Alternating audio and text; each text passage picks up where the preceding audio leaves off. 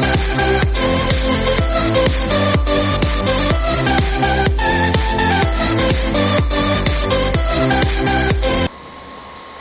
morning, students. Today we are going to discuss about a simple program related to structures. So this program is used to print the mark list of a student. This is a Gianni IDE. This is the place where I am going to write the program. So to get a new window, I have to click the new option button. When I am clicking the new option button, a new window will be opened, and here I can write the program.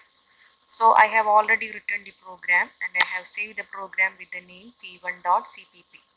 All the C++ programs will have the extension .cpp.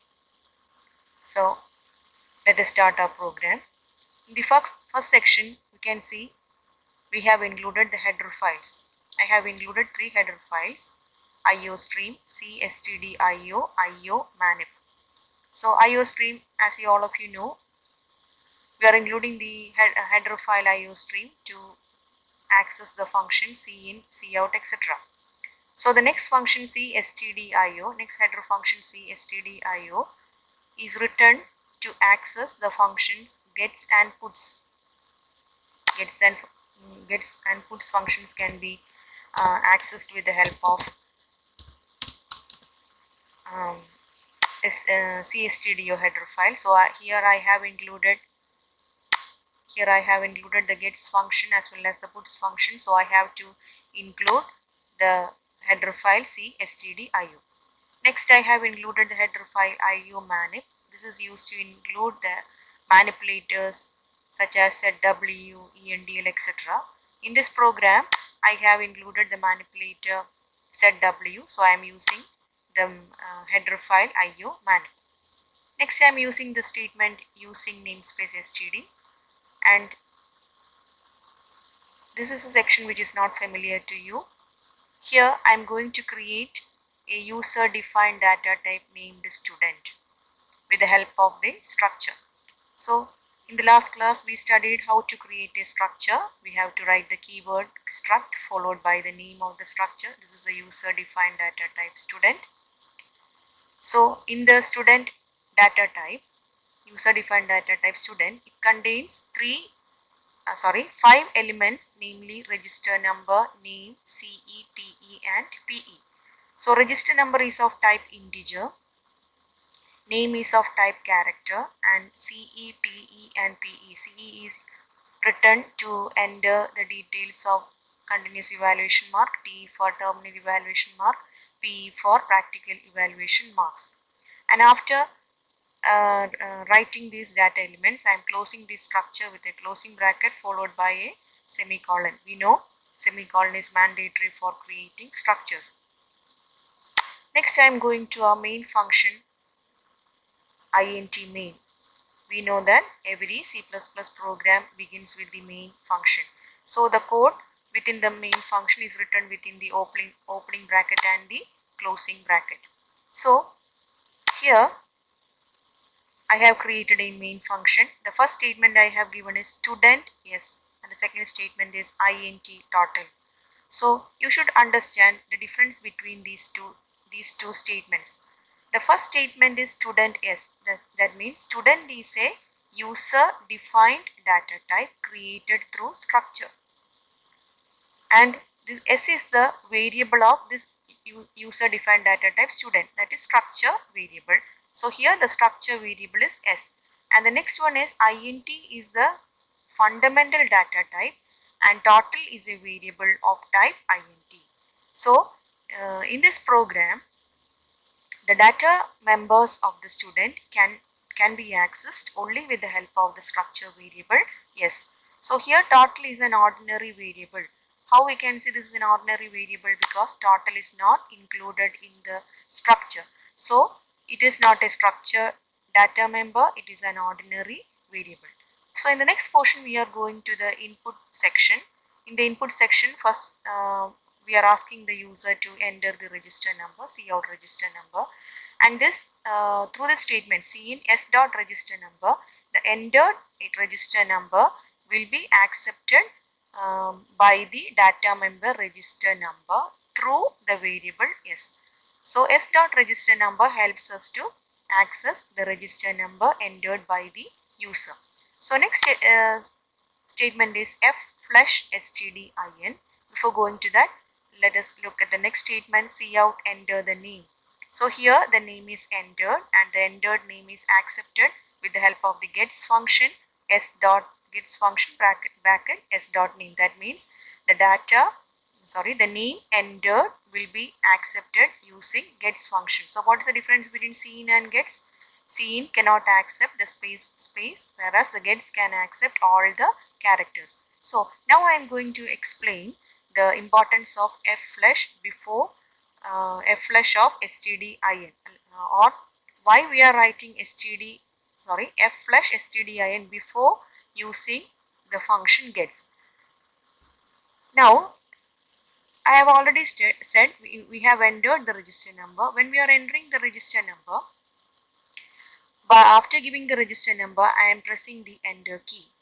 So if I am not including f flush stdin, that enter key will be treated as the name by the gets function. So we are not able to enter the name in the input section. So to avoid the situation, we are including f flush stdin. So if f flush is stdin is included in a program, before using the gets function, the delimiter character of register number, that is enter key, will not be accepted by the gets function and it will automatically accept the name entered by the user. So when I am executing the program, I will show the difference between writing the f flush stdin in the program and without using f flush in our program. So next we go to the input section of CE, TE and PE. We are inputting the continuous evaluation, terminal evaluation, practical evaluation marks, and that will be accepted by the data member CE, TE and PE of the structure variable, through the structure variable S. So till line number 22, till line number 23 we are inputting the data. From 23 we are coming to the output section. So here I have given set W of 25. That means we have to leave. Set W is a manipulator. The full form is set width. So we have to leave 25 spaces, and after 25 spaces is left, mark list will be printed. Next I have given slash n. That means we have to go to the, after printing mark list, we have to go to the next line. And next when the cursor reaches at the next line, again I have given as set W of 25. So again 25 spaces will be left, and after leaving 25 spaces the lines will be printed. That means the underline will come below the mark list, below the string mark list. Again slash n is typed, so the cursor moves to the next line, and the register number is printed along with the string register number. Name is printed along with the string name.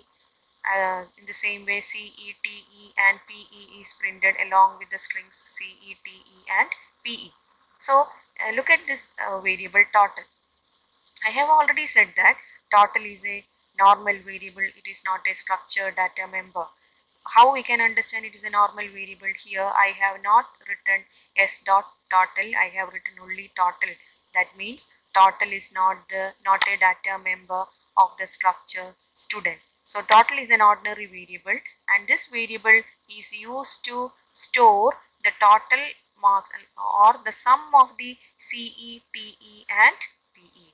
So after calculating these 3 marks, the total will be printed in the total will be printed in the output along with the string total. And after in the last statement we have given as return 0. That means return is a statement that returns a value from the function. So this is the program, and after now we have completed our program. After completing our program, we have to next press the compile button. That is the next phase of programming. We know that compilation is a process of converting our our source code to object code. So for this process I am pressing the compilation button. Now we can see a window here. This is a place where all the syntax errors are displayed. So here the message shown is compilation finished successfully. That means currently in this program there are no syntax errors. That is the meaning of compilation finished successfully. Logical errors will not be displayed here. Logical errors can be understood only by looking at the output. So now I am going to delete this semicolon here. So we know that every statement in C++ should end with a semicolon. Now I am going to save this program. Let us see what will happen. So I am going to save this program, and I have to compile this program. See, now an error is displayed in the error window. So here it is written as expected semicolon before cout. So it is shown in line number 29. This is line number 29. You can see a red mark here. So they have shown us as expected semicolon before cout. So this is cout, and the semicolon is expected before cout. So here I have missed a cout, and I have to type the semicolon here. And then again I am going to save the program. Again I have to compile the program. Now the message compilation finished successfully is displayed. So now we are sure that this program does not contain any syntax error. So after the compilation process, we are next going to the build up process. For that I am going to press the build button. I'm going to press the build button. So here also the message shown is compilation finished successfully. That means the program is free of syntax error. So next I am going to press the execute button. So execute button is pressed. This is the output screen. So a new window is opened, and this is the output screen. In this section, the first message shown is input section. That means we are going to inputting the data. I am going to give the register number as 230. And I'm going to press the enter key. I'm going to give the name as Jithu Savior. I'm pressing the enter key. I'm going to give the scores of CE, TE and PE. CE I'm going to give as 20, 89 and 90. I'm going to press the enter key. So till here the input section comes, and then in the next section we are going to the output section. In the output section a mark list is printed, and here the register number is printed along with the string register number. So here the register number printed is 230. I have inputted 230, and the output is also 230. And the next one is name. Name is printed along with the string name. Name I have given is Jithu Savior. Here also Jithu Savior is printed. Next one, CE, TE and PE is printed along with the strings CE, TE and PE. Same TE, CE and PE is printed here. And the last total is printed. This total is the sum of CE, TE and PE. So we can see this is an output of the program in which f/stdin is included. How we can understand that? Even though I have given enter key after giving the register number, that enter key is not accepted by the gets function because I have written f/stdin before gets function. Now let us see what will be the output if I am going to delete this, or if I am not writing f/stdin before gets function. So I have deleted the f/stdin, and I am going to save this program. I am going to compile this program. No errors will be displayed because this is not a syntax error. And I am going to build the program. Here also no error is displayed, and again I am going to execute the program. So this is the output section. I am going to give the register number as 230. I am going to press the enter key. I have pressed the enter key. Now we can see here user have no facility to enter the name.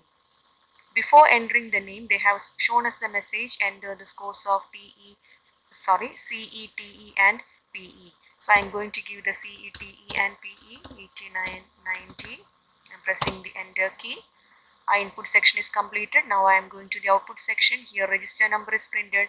See here, see a mark is name is not printed, where CETEPE total is printed, whereas the name is not printed. So what happened here is, since f/stdin is not given in our program, I have typed the register number, and after the after typing the register number 230, I have pressed the enter key. So that enter key will be accepted as the data for the name by the gets function. So it automatically treated it as the enter key as the data, and it automatically goes to the next statement, enter the scores of CETE and PE. So this is the difference between including f/stdin and not including f/stdin in our program.